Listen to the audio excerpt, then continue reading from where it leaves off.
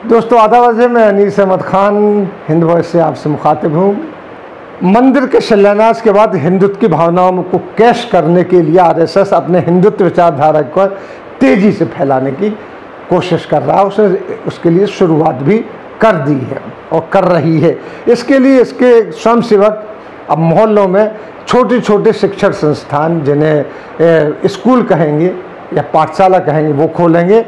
वहीं कोविड की समस्या के बाद बाज़ार बंद होने से ख़रीदार की काफ़ी परेशानी हो रही है, लिहाजा माल भी महंगा मिल रहा है। इसके लिए संघ 1000 सुपर मार्केट, 140 हाइपर मार्केट खोलेगी, जो इसके स्वयंसेवक ही संचालित करेंगे। इस तरीके से अपनी विचारधारा संघ एक अच्छा कार्य करने के साथ साथ लोगों में फैलाएगी हिंदुत्व की भावना। इस तरह जहाँ संघ का जनसंपर्क बढ़ेगा, जो उससे आगामी चुनाव में उसको भी फायदा भी होगा। साथ ही पाठशाला में भारतीयता की आड़ में हिंदुत्व और आध्यात्मिक शिक्षा दी जाएगी, यही शिक्षा दी जाएगी और हिंदी हिंदुस्तान की भावना को ज़्यादा से ज़्यादा आगे तक पहुंचाया जाएगा। आरएसएस ये काम कर रही है। आपको लगेगा कि बहुत देश हित की बात है, लेकिन नहीं, वो अपना ही एजेंडा आगे बढ़ा रही, क्योंकि आजकल उनके दिल खुले हुए हैं। खबर में आगे बढ़ने से पहले एक आपसे रिक्वेस्ट है कि अगर आप देख रहे हैं हिंद वॉइस को तो ज़्यादा से ज़्यादा शेयर कीजिए और फेसबुक पे जाइए, इसके वेबसाइट पे जाइए और नीचे जो पेटीएम नंबर है उस पर आप हमें कुछ माली इमदाद कर सकें तो बहुत बेहतर होगा, आपकी बड़ी मेहरबानी रहेगी। बहाना तो ये है आरएसएस का कि महामारी के कारण देश की शिक्षा व्यवस्था में काफ़ी उथल पुथल हो गई है। कोरोना काल में स्कूल बंद है, लिहाजा ऐसे में संघ के कार्यकर्ता रिटायर्ड प्रोफेसर, शिक्षकों और अधिकारियों की मदद से गाँव और शहर में छोटे छोटे शिक्षण संस्थान, पाठशालाएँ चलाएँगे। ये कार्यक्रम जो संघ की अखिल भारतीय शिक्षा संस्थान विद्या भारती द्वारा चलाई जाएगी, ये संघ की जो विद्या भारती है उसके द्वारा चलाई जाएगी, जिसके तहत शिशु मंदिर वगैरह भी इन्होंने खोले हुए हैं, जिनमें भारतीयता, हिंदुत्व और अध्यात्म के जरिए पढ़ाई की जाएगी। अध्यात्म में क्या बात आएगी, हम देश को पीछे ले जाएंगे अध्यात्म में, और भारतीयता और हिंदुत्व तो आप जानते हैं आरएसएस का एजेंडा है, वो उसकी पढ़ाई ही होगी। इसके पहले भी आरएसएस के हमने वजह बताया कि इसके पहले भी आरएसएस ने शिशु मंदिर कार्यक्रम के जरिए छोटे छोटे बच्चों की शिक्षा कार्यक्रम शुरू किया हुआ है, स्कूल खोले हुए हैं, जहाँ सीधे तौर पर ये सारी चीज़ सीधे तौर पर संघ द्वारा निर्देशित शिक्षा ही दी जाती है। यानी देश के गौरवशाली इतिहास जिसमें हिंदुत्व का को झलकता हो, बच्चों के जहन में वही भरा जाता है। अब इन्हीं छोटी छोटी पाठशालाओं के जरिए कोरोना काल का बहाना बनाकर संघ अपने विचारों का प्रचार और प्रसार करेगी। एक बात बिल्कुल खुल के आ गई है और अनाउंसमेंट भी हो चुका है इसका। वहीं कोरोना काल में बाजार की गिरती हालत देखकर संघ अपनी कोऑपरेटिव मूवमेंट की संस्था सहकार भारती जो इसकी कोऑपरेटिव मूवमेंट की संस्था है कि अक्षय श्री मिशन के जरिए देश के हर पंचायत क्षेत्र में सुपर मार्केट बनाएंगे और हर विधानसभा क्षेत्र में हाइपर मार्केट यानी बड़ा बाजार स्थापित करेंगे।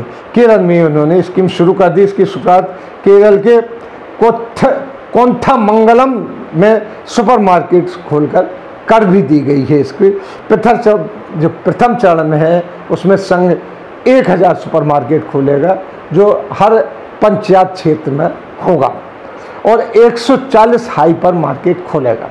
अब ये कार्यक्रम केरल में ही लागू होगा, इसके बाद देश के अन्य क्षेत्रों में भी इस कार्यक्रम को शुरू कर दिया जाएगा।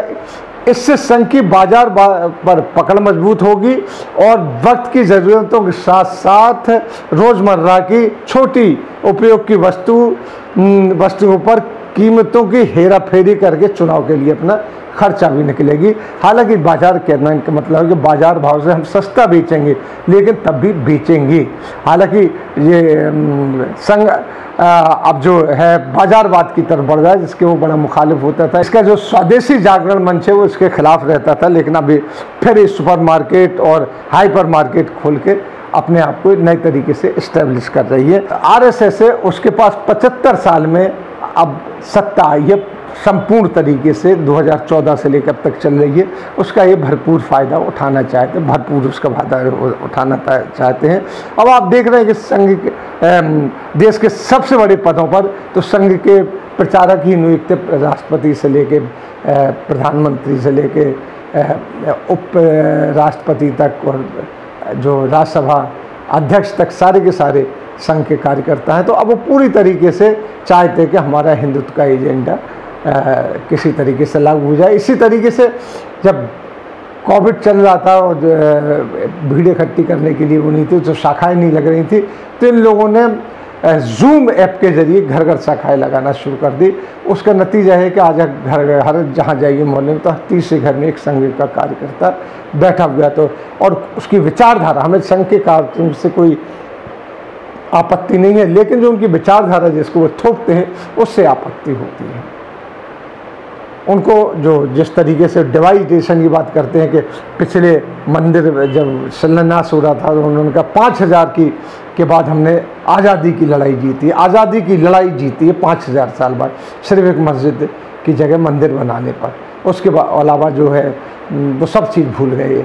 वो 200 साल जो अंग्रेज़ है जो यहाँ से लूट के गए, उनका भी कार्यकाल भूल गए, जिसको गुलामी कहते हैं, जिसमें लाखों भारतीयों का कत्ल किया गया है, कत्लेआम किया गया, शहीद किया गया उनको, उसको भूल जाते हैं। वो अपना इतिहास वो कहाँ से शुरू करते हैं, कहाँ से शुरू करते हैं, जहाँ से उनकी मर्जी होती है। संघ का अपना एक आइडिया है। ये इसी को आगे बढ़ाने के लिए वो छोटी छोटी कोरोना काल की आड़ में संघ पाठशालाएँ खोल रहे हैं। और ये आपको बताया कि अब वो बाजारवाद पर भी आ रहे हैं और सुपर मार्केट और ये हाइपर मार्केट खोल रहे हैं, हर पंचायत में खोलेंगे इस तरीके से। तो इस तरीके से बाज़ार पे भी कब्जा कर लेंगे। कल के रोज़ आप बैठे रहेंगे, छोटे छोटे जो दुकानदार हैं उनका क्या होगा ये नहीं सोच रहे, जबकि संघ कहती है कि हमें इसकी फ़िक्र है, इसकी फ़िक्र है, इसकी फ़िक्र है। लेकिन अब संघ बिल्कुल सत्ताधारी हो गई है। इसी के साथ हम आपसे लेते हैं विदा। ये खबर आपको कहीं नहीं मिलेगी, इसलिए हम आपसे रिक्वेस्ट करते हैं कि इसको हिंद वॉइस को सुनिए। आपको इसको यहाँ पर ऐसी ही खबरें मिलेंगी जो आपको कहीं गोदी मीडिया में नज़र नहीं आएंगी।